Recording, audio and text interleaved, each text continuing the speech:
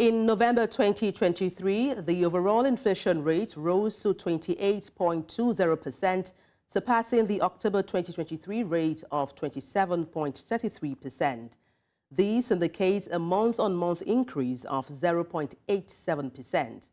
When compared to November 2022, the year-on-year headline inflation rate was notably higher, marking an increase of 6.73 percentage points from the 21.47% recorded in the same month the previous year. Additionally, on a month-on-month basis, the inflation rate for November 2023 was 2.0%, showing a 0.35% increase from the October 2023 rate of 1.73%. For November 2023, the year-on-year food inflation rate stood at 32.84%, marking an increase of 8.72% point from the November 2022 rate of 24.13%. Now, core inflation, excluding the prices of volatile agricultural products and energy, reached 22.38% in November 2023 on a year-on-year basis. This reflects an increase of 4.39% compared to November 2022 rate of 17.99%. And to talk about these, I'm being joined live on the news by Dipo, Oyewole, strategy consultant. Good afternoon. Glad to have you join me, Dipo. Good afternoon. Thank you for having me. Now, what are the implications of these high inflation rates for the Nigerian economy? Well, very, very simply put, and I'm sure this is something that everyone else can relate to right now, increase in prices of foods, goods and services. I mean, I'll give you very simple numbers. Right now, a bucket of Gary, which is something that I believe everyone can relate to right now, is going for 2,500, 2,700 naira. In January, it was floating around 1,200, 1,500. And somehow it's steadily gone up from 1,500 to 1,700 to 2,000. And now we're at 2,500. You go to a supermarket, you want to get a bar of soap. I'm sure you know that it's gone up 3x in the last 12 to 18 months. Same thing with maybe your deodorants and other items you want to get. So those are very real life implications of inflation when we're talking about it as a subject matter. So it goes beyond whatever numbers we're hearing, whatever projections we have out there. They are real life implications of inflation. And there we have it right there in the open market. What role do you think external factors such as global economy and oil prices play in influencing Nigeria's inflation rate? Okay, well, with respect to the oil prices, and like you know, we're an oil-producing nation, and unfortunately, we do not refine our own oil. So what you'd expect is because we export our oil that we get a lot of effects. However, because we have to buy back the finished products of the oil, it's almost, if not always, wipes out that difference that we get in terms of the FX and whatever difference we've been able to make in terms of the value of our currency with the dollar. And I'm sure, as you know, that our currency has been devalued time and time again this year, and the value of it has sort of been very, very shaky. So in the place where we had oil prices going up, that's supposed to be a blessing for us because we're exporting oil, we're an oil-producing nation. The value of our currency is going in the opposite direction.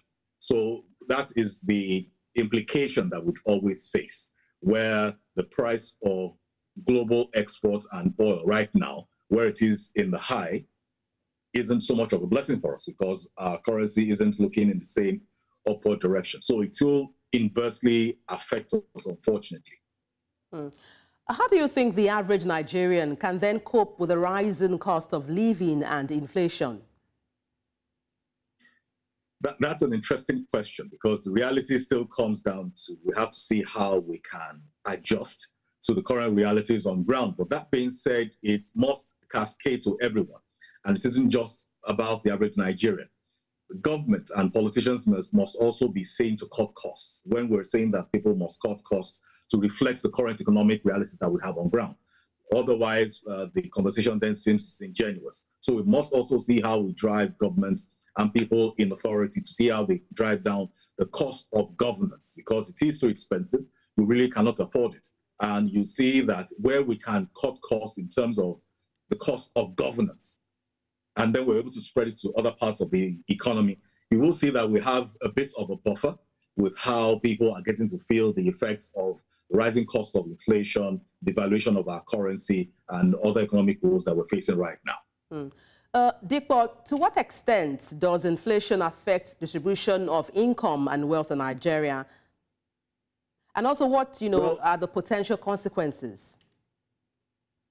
Okay, well, right now, if you speak to anyone, they'll tell you that we have a rising, disappearing middle class, which I kind of believe, because if you doubt it, just look at someone who they claim to be a middle class citizen in the last 12 to 24 months, and God forbid, you'd find out that you're just one sickness away from being from a middle class family to a low class family. So with the issue of wealth distribution and disparity, it will play a major role, where we also see a lot of people that we seem to believe they're in the upper class starting to practice a lot of austerity measures in terms of how they handle their finances, being a lot more careful with spending and investments, and how it has affected the overall spending power of a lot of people right now.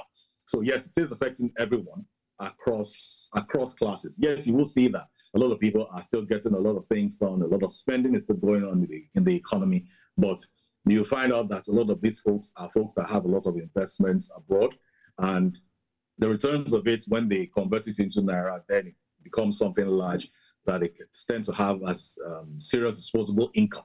But in terms of what they generate here, in terms of productivity from within our borders, it isn't what they are really dependent on, if we're really looking at the numbers critically.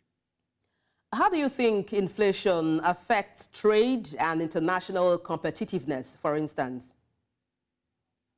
Okay, well, it does affect it, because, I mean, in our own case, if you're trying to conduct any form of international trade and you don't fall under the bracket of the folks that the CBN can help out with FX, it just invariably means that you need a lot more Naira to compete with whatever foreign currency you're trying to work with. Either it's the dollar or it's the pound sterling or other currencies. So that's what it really just means for us here.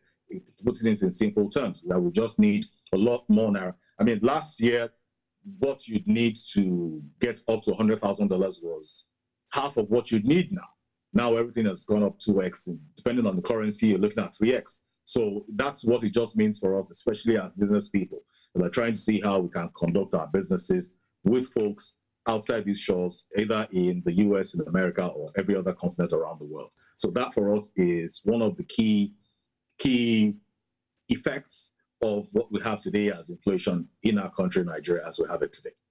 Thank you so much for your time on the news. Dipo Oyewole, strategy consultant. Thank you so much. Thank you for having me.